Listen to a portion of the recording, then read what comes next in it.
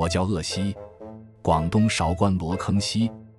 我和孔龙是撑过兄道过地的史前老登，哈哈哈哈！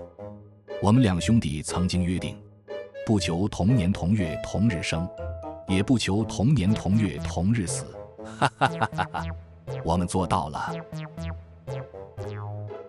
每呼吸1分钟，就过去了60秒。